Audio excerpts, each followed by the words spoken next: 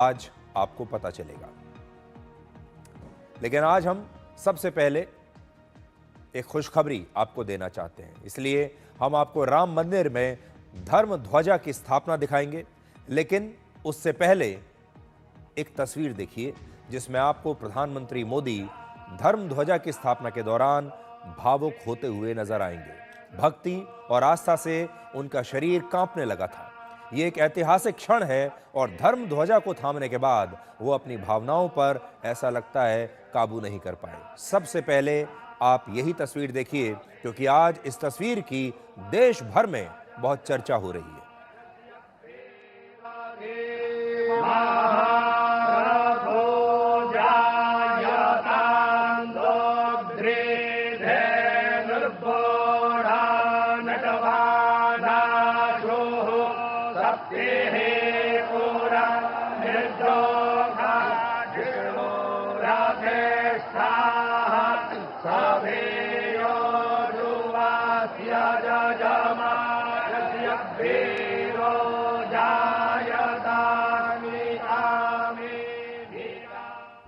अब तक आपने एक नए युग की शुरुआत कहानियों या इतिहास की किताबों में पढ़ी होंगी। आपने प्राचीन सभ्यता के पुनर्जागरण के किस्से अभी तक सिर्फ सुने होंगे।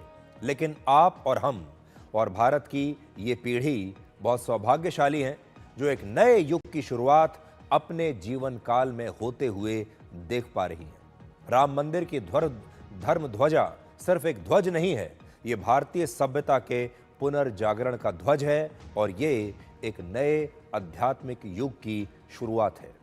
तो आइए अब आपको सनातन की उस स्वर्णिम यात्रा पर लेकर चलते हैं जिसकी प्रतीक्षा सदियों से हो रही थी।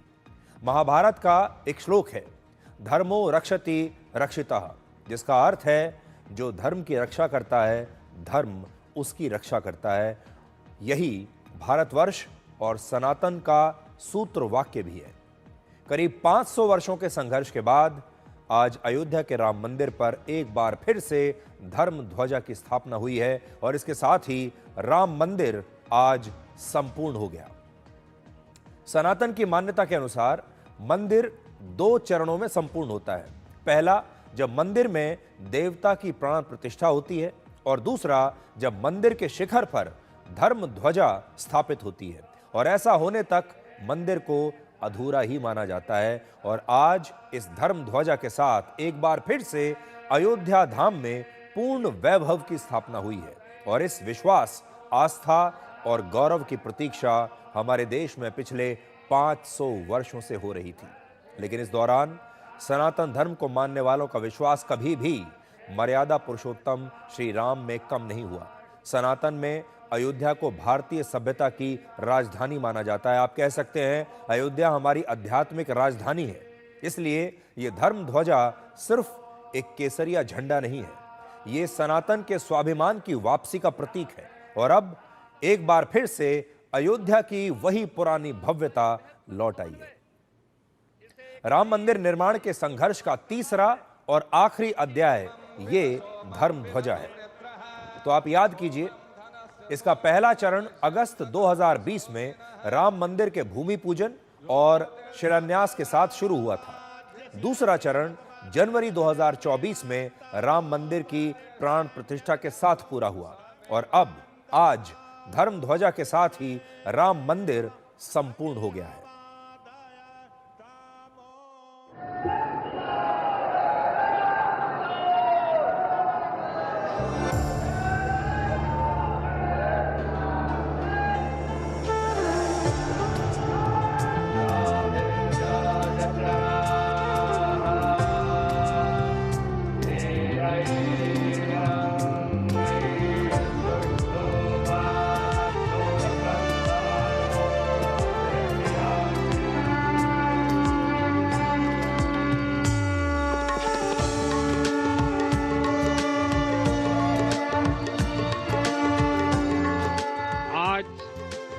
संपूर्ण भारत, संपूर्ण विश्व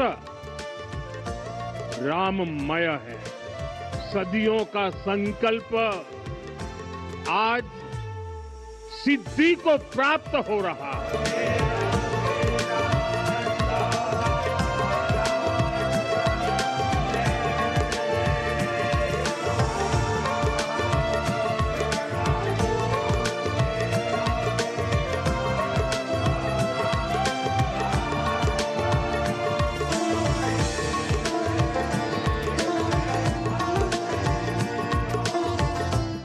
धर्म ध्वजा केवल एक ध्वजा नहीं, ये भारतीय सभ्यता के पुनर्जागरण का ध्वज है।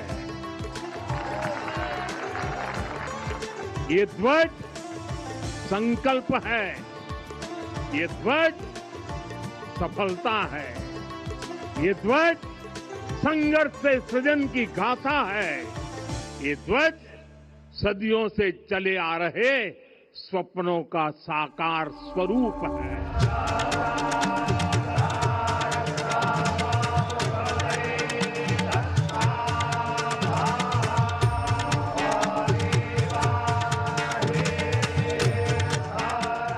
भगवान श्री राम के भव्य मंदिर पर ध्वजारोहण एक यज्ञ की पूर्णाहुति नहीं बल्कि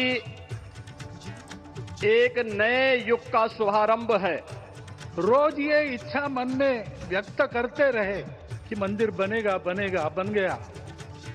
और आज उस मंदिर निर्माण की शास्त्रीय प्रक्रिया पूर्ण हो गई। ये धर्म ध्वज आह्वान करेगा, सत्यमेव जयते नानृतम, यानी जीत सत्य की ही होती है, असत्य की नहीं।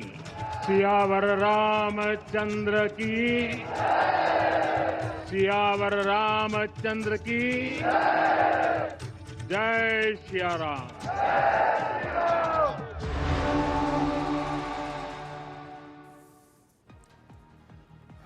तो उम्मीद करता हूं कि इन आध्यात्मिक क्षणों का आपने भी आनंद लिया होगा। आप इस समय जहां भी हैं, चाहे मोबाइल फोन पर हमें देख रहे हैं या फिर अपने घरों में टीवी पर हमें देख रहे हैं, आपको इन आध्यात्मिक क्षणों का आनंद जरूर आया होगा। धर्म ध्वजा से जुड़ा एक पौराणिक किस्सा है, लेकिन उससे पहले ये पंक्ति सुनिए। ध्वज पताक तोरणपुर छावा, कही न जाई जेहि भांति बनावा, सुमन वृष्टि आकाश ते होई, ब्रह्मानंद मगन सब लोई।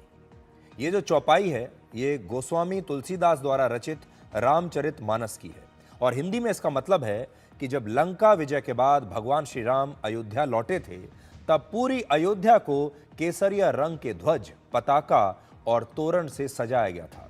देवताओं ने भी फूलों की वर्षा की थी और लोग इतने खुश थे मानो उन्हें सब कुछ मिल गया हो। और भगवान राम के भक्त ऐसा मानते हैं कि इस समय एक बार फिर अयोध्या में वैसा ही उत्सव मनाया जा रहा है।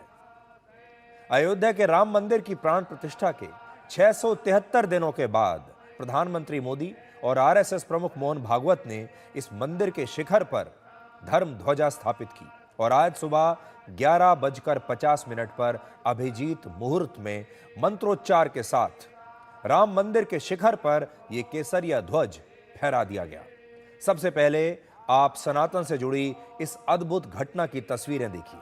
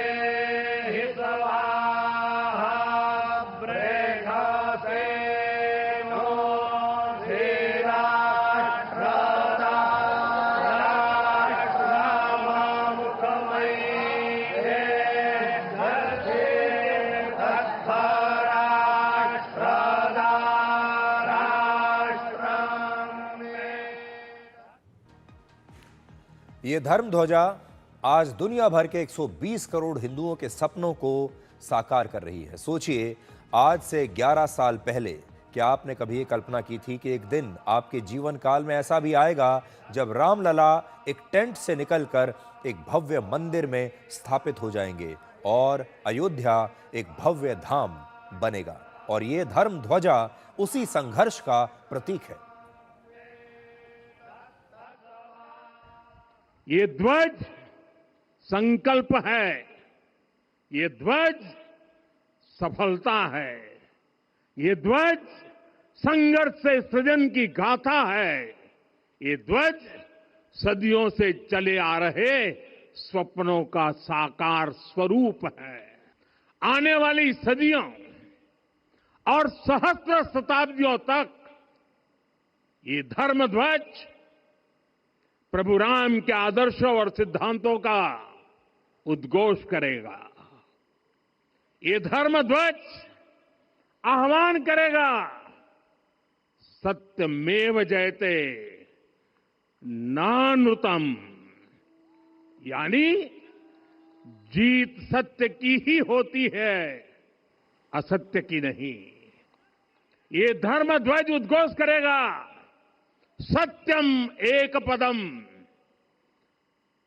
ब्रह्म सत्य धर्म प्रतिष्ठित, अर्थात सत्य ही ब्रह्म का स्वरूप है, सत्य में ही धर्म स्थापित है। ये धर्म ध्वज प्रेरणा बनेगा, प्राण जाए पर वचन न जाहि, अर्थात जो कहा जाए वही किया जाए।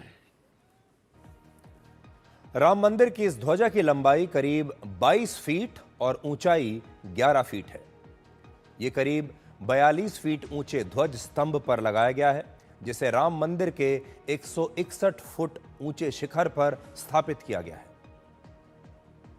केसरिया रंग के इस ध्वज पर ओम का चिन्ह बना है और साथ में कोविदार वृक्ष की एक तस्वीर भी है।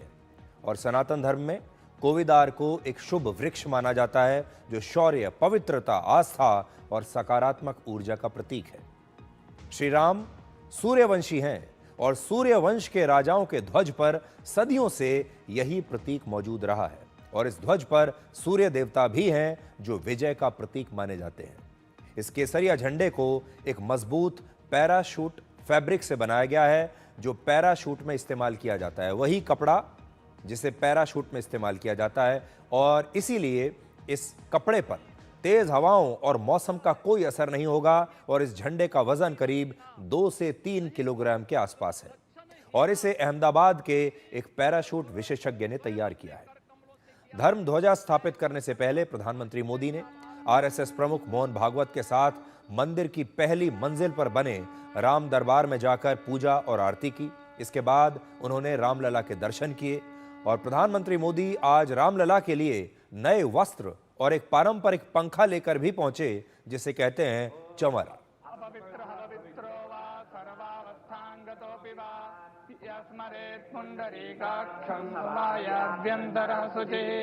पुंडरीकाक्षः पुनातो पुंडरीकाक्षः पुनातो पुंडरीकाक्षः पुनातो ज्योतिर्ज्योतिरग्निः स्वाहा सूर्योर्ज्योतिर्ज्योतिः सूर्यः स्वाहा अग्निर्वर्चो ज्योतिर्वर्चः स्वाहा सूर्योर्वर्चो ज्योतिर्वर्चः स्वाहा ज्योतिः सूर्यः सूर्यो और जैसा कि शुरुआत में मैंने आपको एक तस्वीर दिखाई थी और आपको बताया था कि आज धर्म ध्वजा की स्थापना के दौरान प्रधानमंत्री मोदी भावुक हो गए थे। अब आपको इसकी वजह बताते हैं। राम मंदिर आंदोलन से लेकर राम मंदिर के निर्माण तक प्रधानमंत्री मोदी की एक बहुत अहम भूमिका रही है।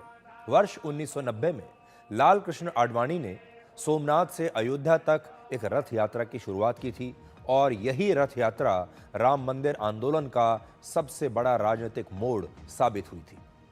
प्रधानमंत्री मोदी को इस रथ यात्रा का रणनीतिकार माना जाता है। इस रथ यात्रा की पूरी प्लानिंग, इस यात्रा का रूट और जनसंपर्क अभियान उन्होंने ही तैयार किया था। और उस समय प्रधानमंत्री मोदी गुजरात बीजेपी के महासचिव थे और गुजरात में उन्होंने ही इस रथ यात्रा का नेतृत्व किया था। ये वो दौर था जब प्रधानमंत्री मोदी पर्दे के पीछे रहकर एक रणनीतिकार के रूप में अपनी भूमिका निभाते थे। उस समय गुजरात में प्रधानमंत्री मोदी को ही आडवाणी की रथ यात्रा का असली सारथी कहा जाता था। और आडवाणी जी ने बाद में एक लेख में लिखा कि भगवान राम ने प्रधानमंत्री मोदी को अयोध्या में राम मंदिर के निर्माण के लिए ही चुना था। अब आप इन 4 तस्वीरों से राम मंदिर में प्रधानमंत्री मोदी की भूमिका को समझ सकते हैं। वर्ष 1990 में प्रधानमंत्री मोदी ने राम मंदिर की रथ यात्रा की रणनीति तैयार की। 5 अगस्त 2020 को राम मंदिर का भूमि पूजन और शिलान्यास किया। फिर 22 जनवरी 2024 को राम मंदिर की प्राण प्रतिष्ठा करके इस मंदिर को आत्मा दी और आज राम मंदिर में धर्म ध्वजा की स्थापना करके मंदिर के निर्माण को संपूर्ण किया। ये सिर्फ 4 तस्वीरें नहीं हैं, ये राम मंदिर के लिए प्रधानमंत्री मोदी के 35 वर्षों के संकल्प के सबूत हैं। श्री राम भारत के आदर्श हैं, लेकिन इसी देश में उन्हें काल्पनिक बता दिया गया था और आज अयोध्या से प्रधानमंत्री मोदी ने ऐसे ही लोगों को एक शानदार जवाब दिया है जो अब तक ये कहते आए थे कि ये एक काल्पनिक चीज है। वो भगवान श्री राम को सिर्फ काल्पनिक मानते आए हैं। ये गुलामी की मानसिकता ही है जिसने इतने वर्षों तक रामत्व को नकारा है। भगवान राम अपने आप में एक वैल्यू सिस्टम है।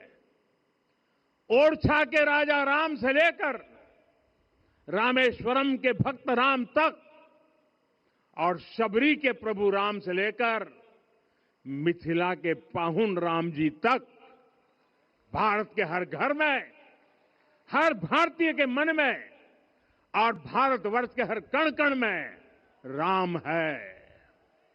लेकिन गुलामी की मानसिकता इतनी हावी हो गई कि प्रभु राम को भी काल्पनिक घोषित किया जाने लगा। साथियों, अगर हम ठान ले अगले 10 साल में मानसिक गुलामी से पूरी तरह मुक्ति पा लेंगे और तब जाकर के ऐसी ज्वाला प्रज्वलित होगी, ऐसा आत्मविश्वास बढ़ेगा कि 2047 तक विकसित भारत का सपना पूरा होने से भारत को कोई रोक नहीं पाएगा। आने वाले 1000 वर्ष के लिए भारत की नींव तभी सशक्त होगी जब मैकाले की गुलामी के प्रोजेक्ट को हम अगले 10 साल में पूरी तरह ध्वस्त करके दिखा देंगे। और राम मंदिर के निर्माण की प्रक्रिया के पूरे हो जाने के बाद आज आरएसएस प्रमुख मोहन भागवत ने उन लोगों को याद किया जिन्होंने वर्षों तक इस मंदिर को बनाने का सपना देखा, संघर्ष किया और यहां तक कि अपने प्राणों की आहुति दे दी। आज हम सबके लिए एक सार्थकता का दिवस है। इतने लोगों ने सपना देखा, इतने लोगों ने प्रयास किए, इतने लोगों ने अपने प्राण अर्पण किए। आज उनकी स्वर्गस्थ आत्मा तृप्त हुई होगी। आज वास्तव में अशोक जी को वहां शांति मिली होगी। जो पीछे रहे वो भी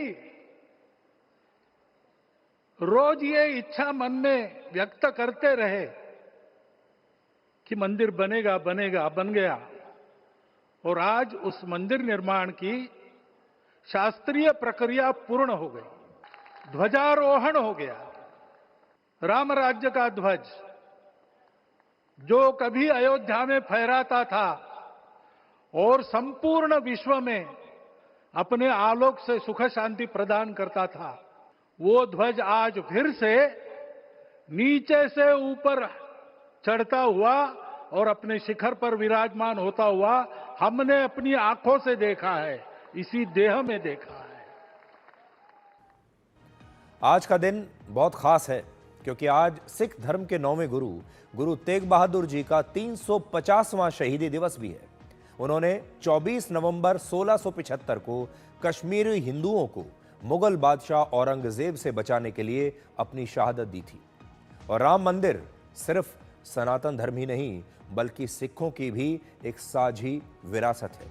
ये एक आपको दिलचस्प किस्सा मैं सुना रहा हूं। वर्ष 1858 में निहंग सिखों ने बाबरी मस्जिद पर कब्जा करके वहां पर भगवान राम की एक मूर्ति को स्थापित कर दिया था और मस्जिद की दीवारों पर राम नाम लिख दिया था। और जिस निहंग सिख बाबा फकीर सिंह खालसा ने यह कब्जा किया था बाबरी मस्जिद पर, उनके वंशज आज भी राम मंदिर को उतना ही सम्मान देते हैं। यानी कश्मीरी हिंदुओं को बचाने से लेकर राम मंदिर की रक्षा तक सिखों और हिंदुओं ने मिलकर बाहर से आने वाले आक्रमणकारियों का मुकाबला किया है। और अब आप निहंग सिख बाबा फकीर सिंह खालसा के वंशज का यह बयान सुनिए।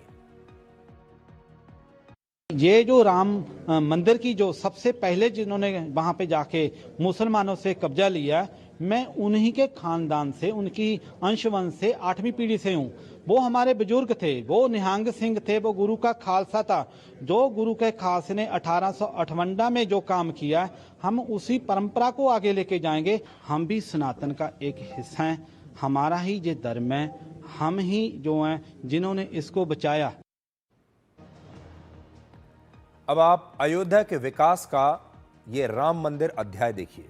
खुद प्रधानमंत्री मोदी ने आज कहा कि प्राण प्रतिष्ठा से लेकर अब तक 45 करोड़ श्रद्धालु अयोध्या में राम मंदिर आकर दर्शन कर चुके हैं। भारत की जनसंख्या 146 करोड़ है और इस हिसाब से देश के लगभग हर 3 में से 1 व्यक्ति ने रामलला के दर्शन किए हैं।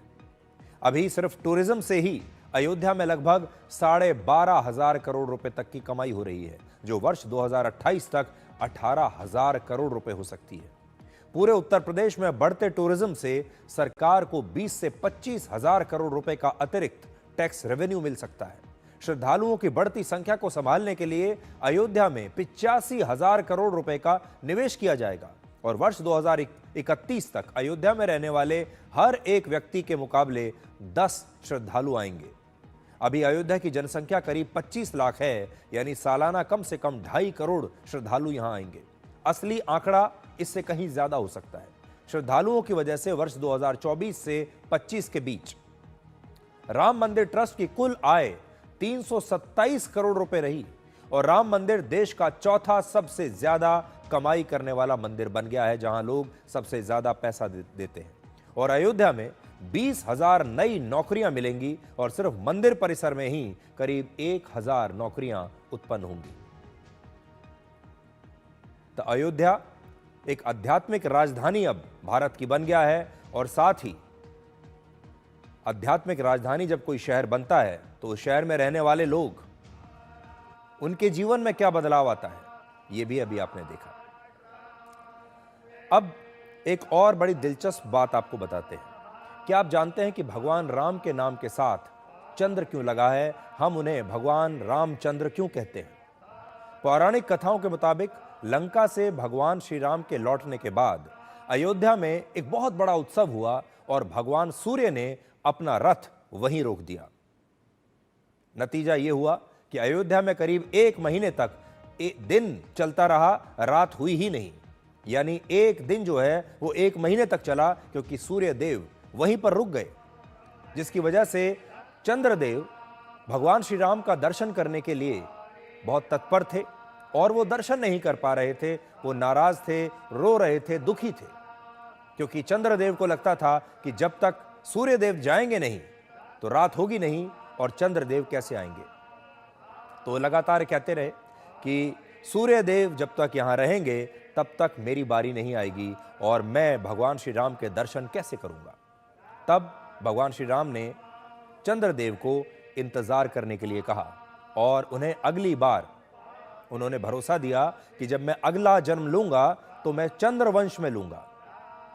भगवान श्री राम ने कहा कि इस बार तो मैंने सूर्यवंश में जन्म लिया है, इसलिए भगवान सूर्य का यहां होना जरूरी है, लेकिन अगली बार मैं चंद्रवंश में जन्म लूंगा और आपके साथ रहूंगा। और जब चंद्रदेव ने यह कहा कि भगवान इसमें तो बहुत समय लगेगा, मैं तब तक इंतजार करते करते ही शायद मर ना जाऊं, इतना इंतजार करने की स्थिति में मैं नहीं हूं कि जब आप अगला जन्म लेंगे चंद्रवंश में लेंगे और तब मुझे आपके दर्शन करने को मिलेंगे, मैं तब तक इंतजार नहीं कर सकता। और तब भगवान श्री राम ने चंद्रदेव से कहा, तो ठीक है, आज से मैं आपका नाम अपने नाम के साथ जोड़ लेता हूं। और तभी से भगवान श्री राम ने चंद्र को अपने नाम के साथ जोड़ लिया और उनका नाम हो गया रामचंद्र, जबकि वो सूर्यवंशी थे। और सूर्यवंशी होने के नाते उनके नाम के साथ चंद्र लगा हुआ है और इसीलिए उन्हें भगवान रामचंद्र कहा जाता है। दुनिया में कुछ धर्मों ने दूसरे धर्मों और पूरी सभ्यता को ही जड़ से समाप्त किया है।